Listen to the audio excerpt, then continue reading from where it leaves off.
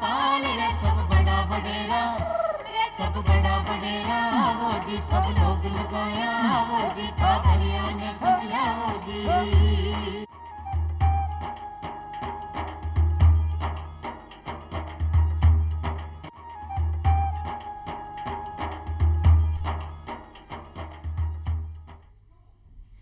चौपाल देखवाळा सगळा ग्रामीण भाई बहना ने राम राम सा खमा गणी सा भाई बहना जी चौपाल रे में यहाँ पर रोजीना नवा नवा विषय ले रहता है करा और सावटी जानकारी हासिल करा।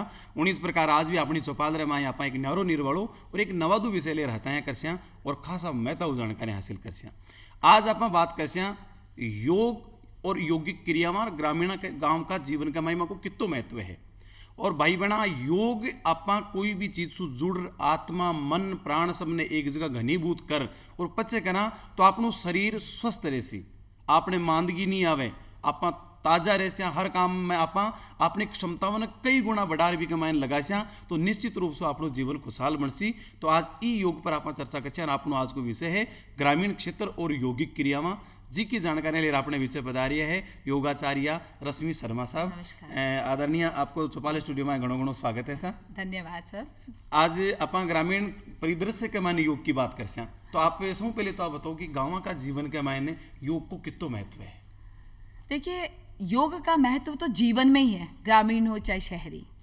और अब बेसिकली बात करें अपन कि ग्रामीण जीवन में कैसे इसका महत्व है, तो हम जब खेती करते हैं या कुछ कर रहे होते हैं तो भी हम साथ में योग को लेकर चल रहे होते हैं। एक आदमी हल चलाता है, हल चलाते हुए जैसे ही उसको हाथ उठाते हुए हल चलाता है, श्वास भरता है और हा की आवाज़ करते हुए और फावड़े को नीचे या हल को नीचे मारता है, तो वो उसके लिए योग है। और वो उसको कितने देर तक कितने घंटों तक करता है, सजगता पूर्वक एक ही तरफ ध्यान लगाकर अपना जुड़ाव अपने काम से कर लेता है, और यह योग है।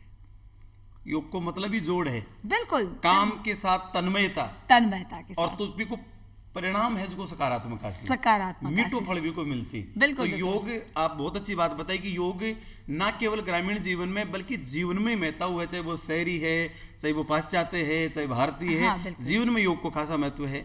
एक बात आप सुना कि कई बार योग करता भी है योगाचार्य है जिसका मुक्ति ने प्राप्त किया, मोक्ष प्राप्त किया, ईश्वर को साक्षात्कार करो है। कई देखा कि योग करता करता आदमी जिसका आपका रोग है बाने भी हरा दिया। तो योग आध्यात्म और विज्ञान आ तीनों का आपस में कहीं संबंध है। देखिए ऐसा है, देखा जाए तो योग यानी जोड़ना, तो ये तो एक बड़ा सब्जेक्ट हो गया। और अगर आप देखें तो योग जोड़ना है तो आध्यात्म और विज्ञान ये सब इनसे जुड़े हुए हैं। दोनों योग आध्यात्म विज्ञान तीनों स्रोत हैं ज्ञान के, ज्ञान को जानना, जिज्ञासा। विज्ञान भौतिक जगत को है ना जिज्ञासित रहता है, उसको ढूंढने के लिए उसके बारे में जानने के लिए उत्सुक रहता है। और अध्यात्म भीतर अपने भीतर उत्सुकता रहती है कि हमारे भीतर क्या चल रहा है, हमारे अंदर क्या है, अपने आप को स्वयं को जानने के लिए चलता रहता है ज्ञान। और धीरे धीरे इस ज्ञान जैसे जैसे बढ़ता चला जाता है, विज्ञान और योग और आध्यात्म एक होते चले जाते हैं।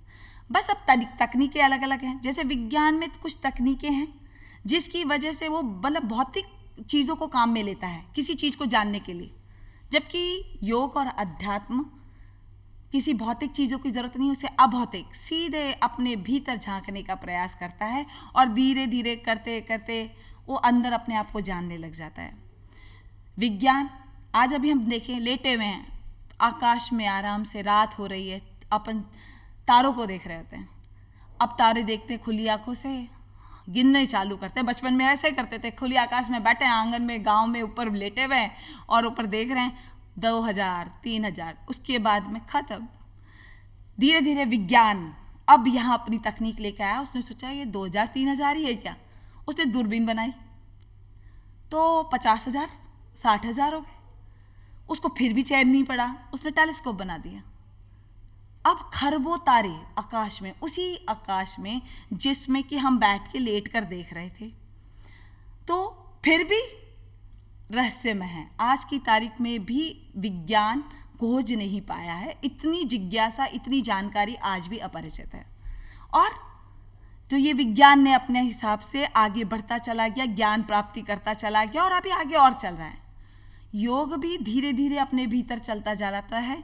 अभौतिक रूप से अपने भीतर खोजता चला जाता है, तरीके अलग अलग लेता है। दोनों का काम सत्य की खोज है। दोनों जानना चाहते हैं अपने अस्तित्व को। विज्ञान जानना चाह रहा है कि हमारे अस्तित्व का कारण क्या है, उसकी प्रकृति को जानना चाह रहा है, और योग भी तो यही कर रहा है, अपने आप को जानना, अपनी प्रकृति को जानना, अस्तित्व को जानना। एक विज्ञान है जिसकी भौतिक जगत ने जानने को प्रयास कर रही है, और जो योग है आध्यात्मिक जीवन ने जानने को प्रयास कर रही है। फिर भी दोनों जुड़े हुए हैं, क्योंकि विज्ञान हमें इतना मौका देता है कि अध्यात्म के रहस्यों को जाने, और जो योग और अध्यात्म है वो हमारी इतनी चक्षु खोल देता है कि हमें विज्ञान को एक नए तरीके से देखने का मौका देता है कि यह भी सही है। दोनों में हालांकि कुछ डिफरेंसेस है, वो भी इसलिए क्योंकि तकनीकें अलग अलग है। विज्ञान की कुछ तकनीकें गलत हो गई हैं, या हम यूं कहें कि हम उन्हें गलत तरीके से यूज कर रहे हैं। अगर उससे सही तरीके से, जो मौलिक विज्ञान है, अध्यात्म और योग है, एक साथ चलने वाले लोग हैं, जिससे हम आगे चलकर हमारे ज्ञान को बढ़ाते ही हैं। भगवान श्री कृष्ण ने योगीराज किया करे, योगेश्वर किया करे, और माँ जगदम्बा है भी ने योग माया किया करे। तो योग माया, योगेश्वर और गीता के मायने भी योग के बारे में प्रारंभिक जानकारी गीता, श्रीमद् भगवत गीता से मिले। बिल्कुल। बीक के बाद में आपा आवा तो जो पतंजलि को जो योग सूत्र है, पतंजलि सो गंगा पूर्णतः की व्यवस्थित होकर के बहबा लाग गई। तो पतंजलि के टाइम को योग है, भगवान श्री कृष्ण का टाइम का योग है, और आज को जो योग है, आम कहीं थोड़ा अंतर आयो। ऐसा है, जो योग हमारे को श्री कृष्ण ने बताया, उन्होंने कहा स्थित प्रज्ञा। स्थित प्रज्ञा यानी सिर्फ स्थितियों को देखो, उनसे मोह माया से उनसे जुड़ो मत, और उनके ऊपर एक्शंस मत दो। आप सिर्फ देखिए, जो भी स्थिति और परिस्थिति चल रही है आपके आसपास, उसको तटस्थ होके देखिए। ये हमारे श्री कृष्ण भगवान ने कहा युग गीता के अंदर। आप ये मेरा है, ये तेरा है, ये उसका, ये तो मेरे चाचा, ये मेरे दादा है, नहीं। क्या सत्य है, क्या धर्म है, उसको जानकर और उसकी स्थिति के हिसाब से काम करना, ये हमें श्री कृष्ण योगेश्वर जी ने बताया, योगेश्वर श्री कृष्ण जी ने बताया। पातंजलि जी ने बताया हमको कि हमें कैसे, एक व्यक्ति को कैसे जीना है। आज कलयुग के अंदर आप देखिए, चोरी, हिंसा वगैरह सब इतनी बढ़ गई है, मार काट, लड़ाई, एक दूसरे का छीना झपटी, भाई भाई का नहीं है, बहन बहन का नहीं है, माँ बाप एक दूसरे के नहीं है। उन्होंने इसके लिए योग के 8 सूत्र बनाए। अच्छा। हाँ, यम, नियम, आसन, प्राणायाम, प्रत्याहार, धारणा, ध्यान और समाधि। यम उन्होंने बता दिए, उन्होंने सीधे आसन पे नहीं आए कि आपके सोसाइटी, आपके समाज के प्रति क्या दायित्व है। आप चोरी नहीं करें, आप हिंसा नहीं करें, दूसरे का सामान नहीं जबरदस्ती हटें, किसी की चीज़ों की चोरी नहीं करें, आप अपने आप में संबल बना के रखें। ये हमारे सोसाइटी के प्रति रूल्स हैं। और उन्होंने फिर हमारे शरीर के लिए नियम बना दिए कि आपने आप को क्लीन रखिए, अपने चित्त को साफ रखिए, शुद्ध रखिए, मन तन को शुद्ध रखिए, अपने संतोष कीजिए, जो आप कमा रहे हैं उसमें संतोष कीजिए, दूसरे का हड़पने की कोशिश नहीं कीजिए। तप यानी कठोर परिश्रम कीजिए, और फल की चिंता मत कीजिए, परिश्रम करते रहो, रिजल्ट अपने आप आ जाएंगे। योगेश्वर भगवान श्री कृष्ण ने भी यही कहा है, कर्मण्य सुवाधिकारस्ते मा फले सुखदाचन। ठीक है, आ गया, ये भी उसी के अंदर आ गया। तो कोई चीज़ें अलग अलग हैं। अब उसके बाद में स्वाध्याय, अच्छी किताबें पढ़िए, अच्छी चीज़ों की तरफ जाइए, और भगवान का, क्योंकि भगवान आप किसी भी रूप में लेते हैं, एक शक्ति है। आप जो भी मानते हैं उसको ध्यान कीजिए, उनका जाप कीजिए, और कर्म करते चले जाइए। तो ये तो यम और नियम सिर्फ 2 हो गए, जिसने हमारे शरीर और मन को पहले से ही क्लीन करना चालू कर दिया, आपको शुद्ध करना चालू कर दिया। आज का परिदृश्य में आपने देखा बहन जी, तो ज्यादा देखा कि आसन ज्यादा चल रही है, फलाणु आसन करो, फलाणु आसन करो, फलाणु आसन करो। तो वो आसन है जो तो महत्वपूर्ण है, शायद योगिक क्रियावां भी आई है। तो आपको आज को विषय भी आई है, ग्रामीण क्षेत्र और योगिक क्रियावां। तो आ योगिक क्रियावां कहीं है, आसनों को कहीं महत्व है, की प्रकार से बताओ। बिल्कुल, देखिए, वैसे तो योग एक है कि आसन जो चल रहे हैं, आसन शुरू से ही चल रहे हैं। आज अभी देखा जाए, एक जानवर भी आसन कर रहा होता है। गौमुखासन हम बोलते हैं, तो गौ की तरह मुख बना के आसन कर लिया हमने। हम पर्वत आसन बोलते हैं तो पर्वत की तरह, हम भुजंगासन बोलते हैं तो सांप की तरह। इतने सारे आसन हैं कपोतासन यानी कि कबूतर की तरह, जैसे कबूतर करता है।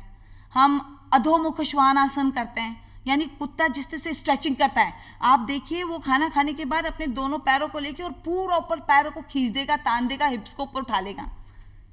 उसको पता है क्या करना है, मेरे शरीर का मैं जानकारी रख रहा हूँ। व्याघ्रासन, शेर, वो खाना किस तरह से अपना पचाता है। तो हर एक आसन जुड़ा हुआ, जब जानवर को पता है और वो वही आसन चल रहे हैं। यौगिक क्रियाएं भी वही है, बस सजगता पूर्वक ध्यान से अपना ध्यान, जैसे आज मैं एक उंगली भी उठा रही हूँ, आज मैंने मेरी उंगली उठाई, तो ये मैं अगर ऐसे ही उठाती हूँ बिना जानकारी के, एक मैं श्वास के साथ कि मुझे ये उंगली उठानी है, तो मेरा मन, तन और श्वास तीनों इसके साथ जुड़ गए। इसकी वजह से क्या हुआ कि मैं अपने प्रति सजग हो गई और मैंने मेरे लिए बहुत कुछ करने लगी। जी सजगता से उंगली उठानी हो तो क्या उठाओ, बताओ एक बार। देखिए, श्वास भरिए और धीरे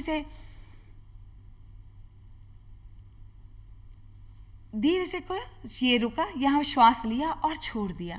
अब हाथों को उठाइए, श्वास भरा और छोड़ दिया। अब आई खेती बाड़ी की बात, तो हम कर ही तो रहे हैं, उठाया और छोड़ दिया।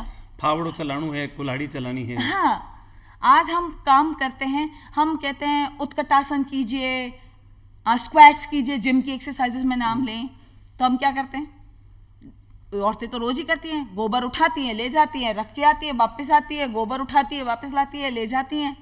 बिल्कुल योग ही कर रही हैं। तो योग में कसरत में कहीं समानता है या अंतर है? योग और कसरत में अंतर है। कहीं अंतर बताओ। हाँ, बिल्कुल। जब हम योग करते हैं तो हम उसके साथ अपनी सजगता को जोड़ते हैं, श्वास को जोड़ते हैं, जबकि जब हम कसरत कर रहे होते हैं तो उसमें श्वास नहीं जुड़ी हुई होती। योग हमारे शरीर की फ्लैक्सिबिलिटी को बढ़ाता है। एंडोक्राइन ग्लैंड जो अंदर है, हमारे अंदर अंतःस्रावी ग्रंथियां बहुत सारी, बहुत शरीर में बहुत बड़ा मैकेनिज्म है। नारायण ने बहुत अच्छा हमारे शरीर को बनाया, अंदर से एक बहुत बड़ी मशीनरी, बिल्कुल ब्रह्मांड को प्रतिकृति है शरीर। हाँ, तो जब हम योग सजगता पूर्वक श्वास के साथ उसको करते हैं तो उसके अंदर जो चेंजेस आते हैं वो योग में होते हैं, क्योंकि हम उसके हिसाब से चलते हैं। जबकि कसरत के अंदर हमारा शरीर बलिष्ठ होता है, हम 100 किलो का सामान उठाते हैं, डंबल्स उठाते हैं, कसरत करते हैं, दंड बैठक करते हैं, लेकिन वो शरीर को बलिष्ठ बनाता है। मांसपेशियां इसमें कड़ी हो जाती हैं, जबकि योग के अंदर मांसपेशियां सॉफ्ट होने लगती हैं। शरीर के अंदर के अंगों पर दबाव पड़ने से योग हमारे पूरे शरीर के अंदर एक सकारात्मक चिकित्सीय क्रम को चालू कर देता है। कई बार हमें बहुत सारी बीमारियां हो जाती हैं, शरीर ही शरीर को डॉक्टर बन जाता है, हमको पता लगने लग जाता है ये मैं करूंगा तो मैं ऐसे ठीक हो जाऊंगा। आज एक सीधे से अपच की बात कीजिए, आज आप कसरत में कहो अपच के लिए क्या करोगे तो नहीं समझ में आएगा, लेकिन आप पवन मुक्तासन कर लो, दोनों पैर घुटनों से मोड़ के ऐसे कर लो तो आप गैस निकल जाएगी आपकी और आप सही रहोगे, है ना।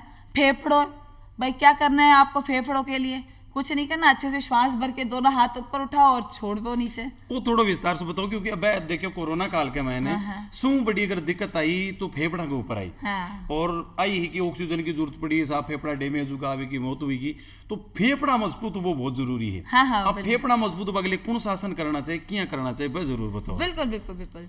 देखिए क्या है, सबसे पहली बात तो 2-3 ड्रॉबैक्स हो गए, हमारी गलत लाइफस्टाइल चालू हो चुकी है आज की तारीख में। अंदर रहते कमरों में, एसी चला के रहते, कूलरों में रहते हैं, सुबह उठते ही नहीं है जल्दी।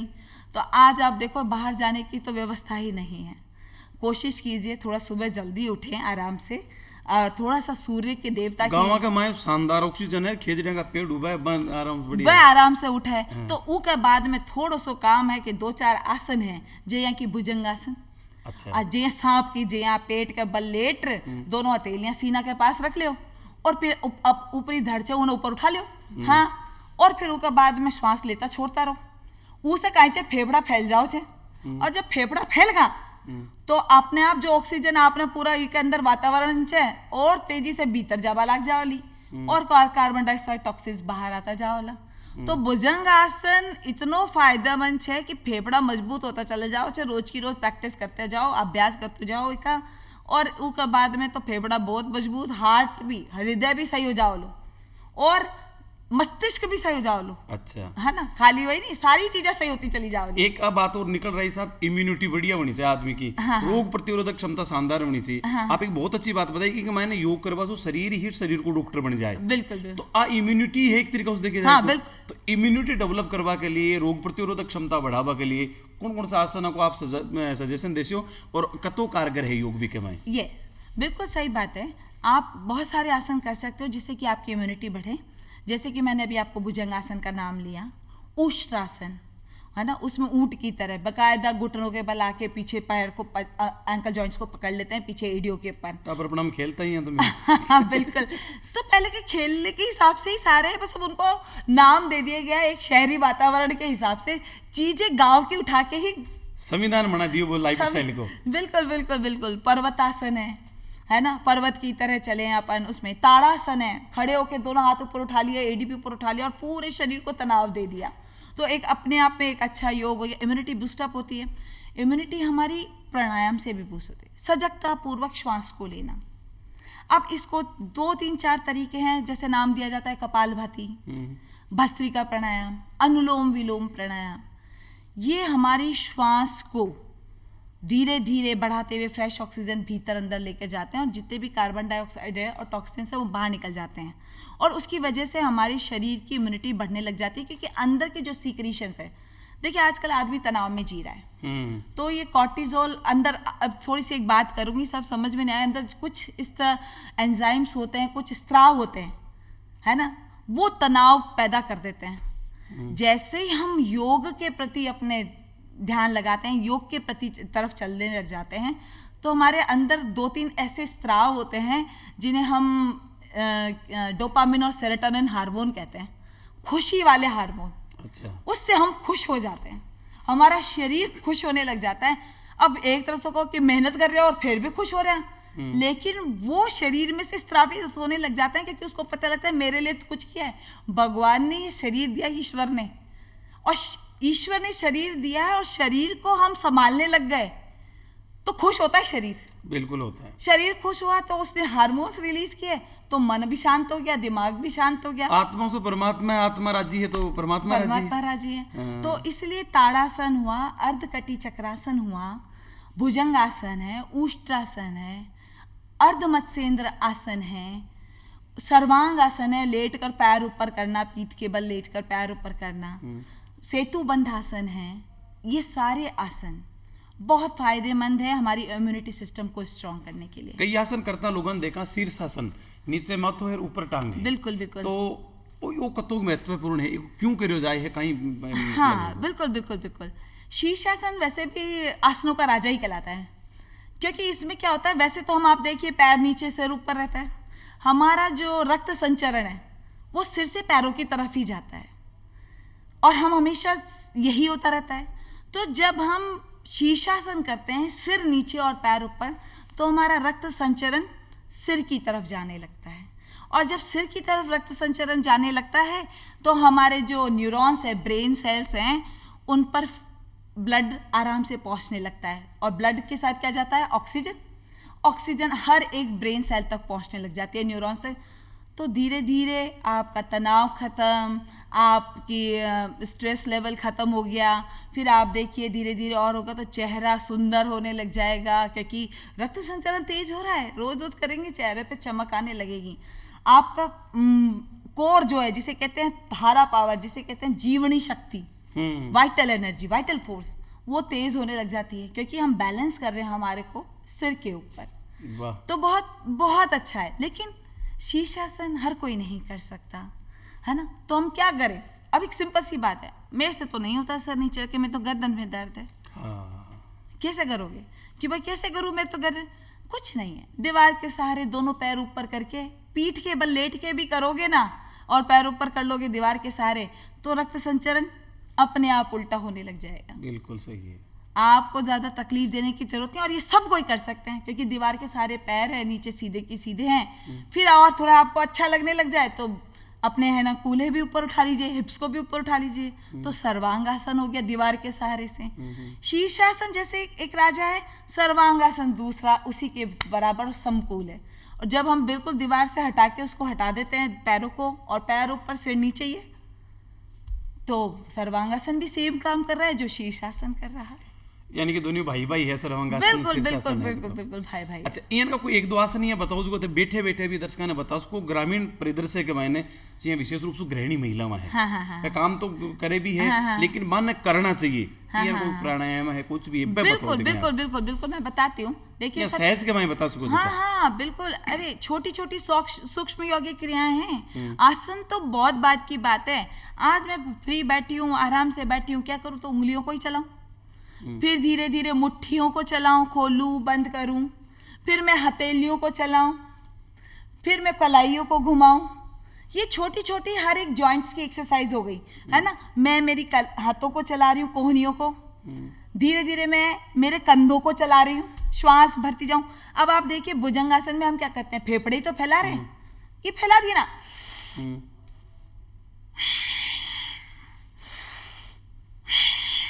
बिल्कुल सही है। तो धीरे धीरे सारे काम बता इसु भी फेफड़ा के ऊपर ही जा रही बहुत बहुत बहुत। हाँ, कई लोग देखा यहाँ बैठे बैठे यहाँ आपस के मायने नाखून भी बिड़ाता रहे, वो भी कोई योग है कहीं है यहाँ?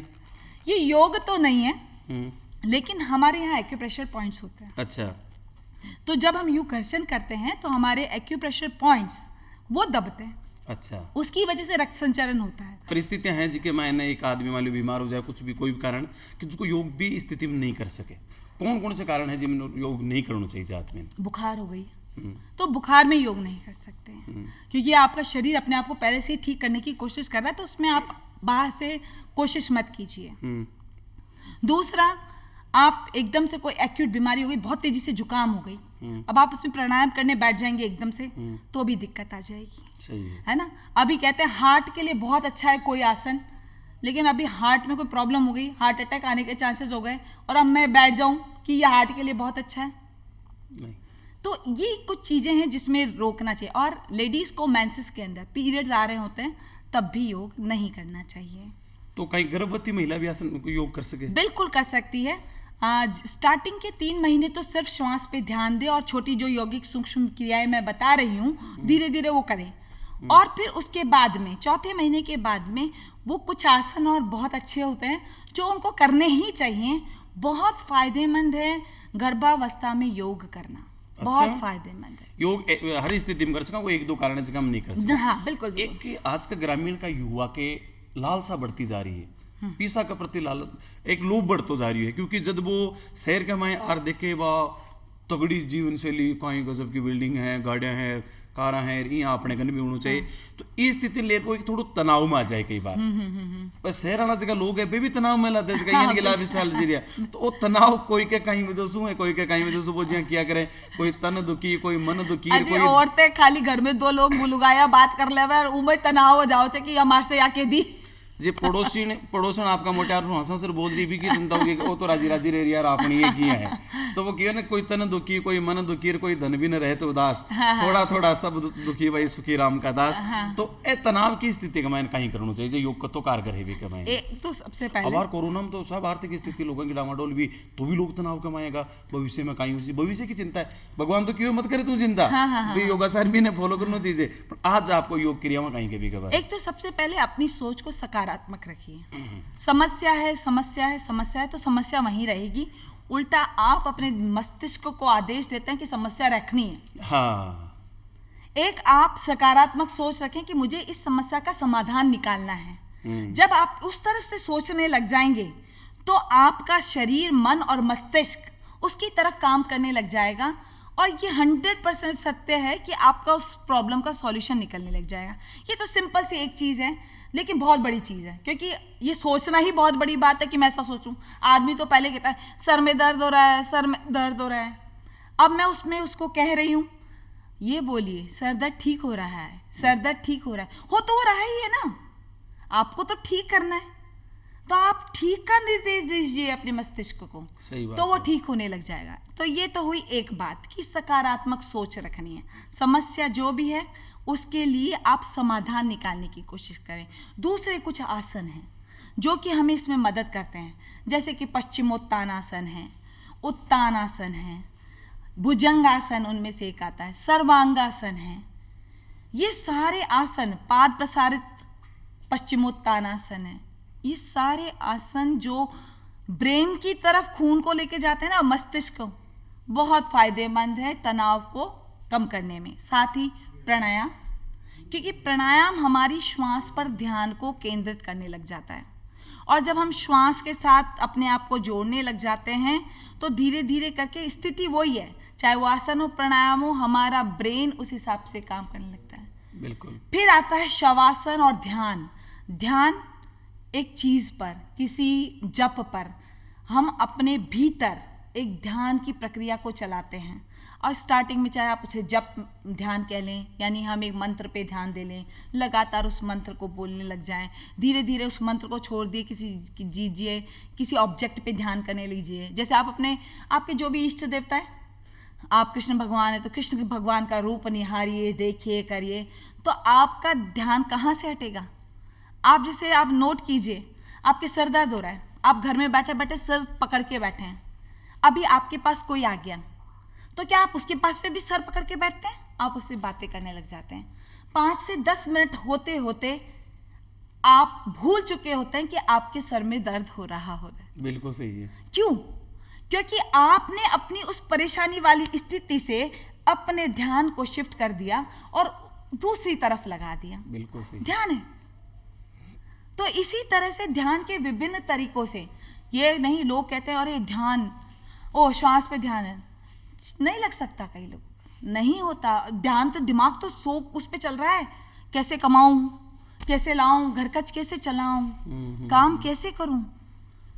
चीज को सकारात्मक बनाइए कि अभी मैं अच्छा म्यूजिक सुनूं, मैं किसी मंत्र का जाप करूं, मुझे कोई चीज अच्छी लग रही है बागबानी तो मैं वो करूं। यानी कि मन ने जी बारियों वो करो, अरे योग करें, सकारात्मकता अपना आप आ जैसी। फिर अब रश्मि जी एक समय की भी मर्यादा में है, बहुत सी बातें रहेगी, खासा बातें करता योग ने किया और पर एक समय की मर्यादा में। तो भाई बहना आशा करा आज को कार्यक्रम आपने दाया यो सी, और रश्मि जी आप चौपाल स्टूडियो में पधारा, ये वास्ता आपने घना घना रंग घणो घणो धन्यवाद। और भाई बहना नयो विषय लेर फिर मिलसे, जब ताणी साम आपसे इजाजत। Ram Ram sir. Ram Ram sir. Ram Ram sir.